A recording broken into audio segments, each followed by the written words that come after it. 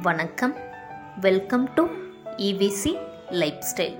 நம்ம இன்னைக்கு வீடியோவில் நல்ல டேஸ்டியான பூண்டு குழம்பு எப்படி செய்கிறதுன்னு தான் பார்க்க போகிறோம். ரொம்ப சிம்பிளான ரெசிபி தான், வீட்டில் இருக்கிற பொருள்களை வச்சு சுலபமாக பண்ணிட முடியும். நல்ல சூடான சாதத்தில் இந்த பூண்டு குழம்பு போட்டு சாப்பிடும்போது டேஸ்ட் வேறு லெவலில் இருக்கும். வாங்க எப்படி செய்கிறதுன்னு வீடியோக்குள்ளே போய் பார்க்கலாம். ஸ்டவ் ஆன் பண்ணிவிட்டு ஒரு பேன் வச்சுக்கலாம். இதில் 1 ஸ்பூன் அளவுக்கு எண்ணெய் விட்டுருக்கேன். எண்ணெய் நல்லா சூடானதுக்கப்புறமா 1 டீஸ்பூன் சீரகம், 1 டீஸ்பூன் மிளகு, 1/4 டீஸ்பூன் அளவுக்கு வெந்தயம் சேர்த்துக்கோங்க. இது கூடவே 1 கைப்பிடி அளவுக்கு பூண்டு, 10 சின்ன வெங்காயம், 1 கொத்து கருவேப்பிலையும் சேர்த்து நல்ல கலர் மாதிரி வர வரைக்கும் வதக்கி எடுத்துக்கலாம். இந்த அளவுக்கு கலர் மாதிரி வந்ததுக்கப்புறமா ஸ்டவ்வை ஆஃப் பண்ணிக்கலாம். இது நல்லா ஆறட்டும். அதுக்கப்புறமா ஒரு மிக்ஸி ஜாரில் சேர்த்துக்கலாம்.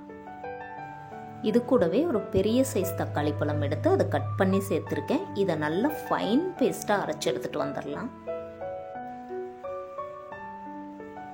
இந்த மசாலா இந்த அளவுக்கு அரைப்பட்டிருக்கணும். அப்போ தான் நமக்கு குழம்பு கரெக்டான கன்சிஸ்டன்சியில் கிடைக்கும். இது ஒரு ஓரமாக இருக்கட்டும். அடுத்து ஸ்டவ் ஆன் பண்ணி நான் அதே பேன் எடுத்திருக்கேன். இதில் 3 ஸ்பூன் அளவுக்கு எண்ணெய் விட்டுக்கலாம். எண்ணெய் நல்லா சூடானதுக்கப்புறமா கடுகு, உளுத்தம்பருப்பு, 10 வெந்தயம் மட்டும் தாளிப்புக்கு சேர்த்துக்கோங்க. கடுகு நல்லா பொரிஞ்சு வந்ததுக்கப்புறமா 1 கொத்து கருவேப்பிலை சேர்த்துக்கலாம். அடுத்து 20 சின்ன வெங்காயம் தோல் உரித்து கட் பண்ணி சேர்த்துக்கலாம். அடுத்து நல்ல பெரிய சைஸில் 2 பூண்டு உரிச்சிட்டு இதில் சேர்த்துருக்கேன்.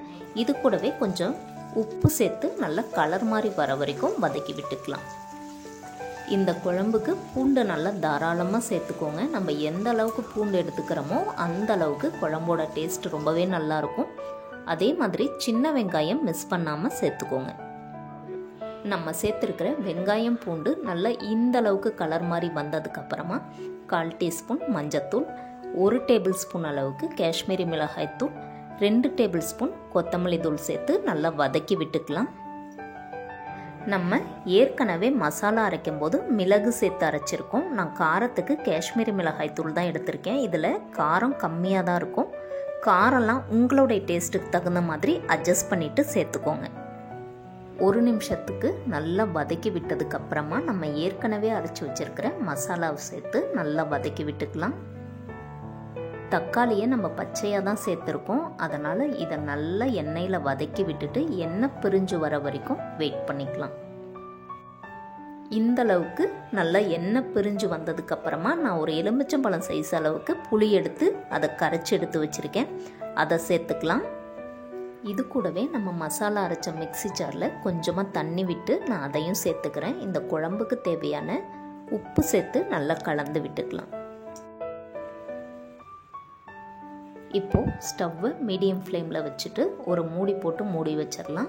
குழம்பு நல்லா கொதித்து எண்ணெய் பிரிஞ்சு வர வரைக்கும் வெயிட் பண்ணிக்கலாம்.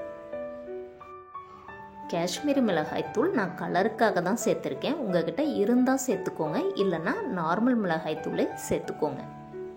இப்போது மூடியை ஓப்பன் பண்ணி பார்க்கலாம். குழம்பு நல்லா கொதித்து நம்ம சேர்த்த எண்ணெயெல்லாம் நல்லா பிரிஞ்சு வந்திருக்கு. திரும்ப ஒரு டைம் நல்லா கலந்து விட்டுட்டு இந்த ஸ்டேஜ்லேயே உப்பு காரெல்லாம் செக் பண்ணிக்கோங்க.